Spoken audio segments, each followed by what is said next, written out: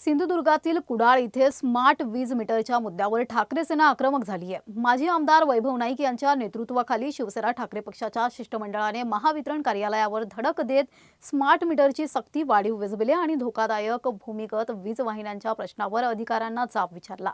Smart meter लोकांच्या संमतीशिवाय बसवू नयेत अशी मागणी करत जबरदस्ती केल्यास तीव्र आंदोलन छेडण्याचा इशाराही यावेळी देण्यात आलाय। आज सिंधुदुर्ग जिल्ह्यातील शिवसेनेच्या समवेत महामंडळाच्या ऑफिसमध्ये भेट दिली।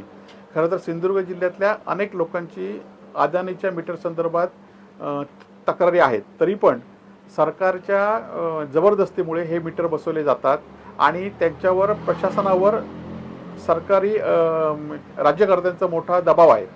आता अधीक्षक अभियंत्यांनी हे मान्य केलं की जर अदानीचे मीटर आम्ही नाही बसवले, जे टार्गेट दिले, तर त्यांना सस्पेंड होणार आहेत। म्हणजे प्रत्येकाला सरकार एकीकडे माहिती देते की अदानीचे मीटर कंपल्सरी नाहीत आणि दुसरीकडे जे अदानीचे मीटर कंपल्सरी नाहीत असे अधिकारी जे पत्र देतात, तर त्यांना सस्पेंड केलेल्या याचे पुरावे आम्हाला अधीक्षक अभियंत्यांनी दिले आहेत आणि त्यामुळे सरकारची दुतर्फा भूमिका आहे।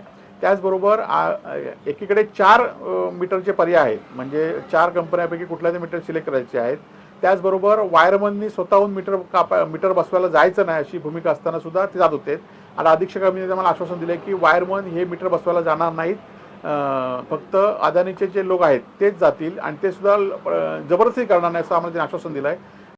स्मार्ट मीटरच्या सक्तीविरोधात ठाकरे सेनेने आक्रमक भूमिका घेतल्याने सिंधुदुर्ग जिल्ह्यात हा मुद्दा आणखी तापण्याची चिन्हे दिसतात। प्रशासन आणि नागरिक यांच्यातील संभ्रम दूर करण्यासाठी महावितरण काय भूमिका घेतं याकडे आता सर्वांचं लक्ष लागलंय।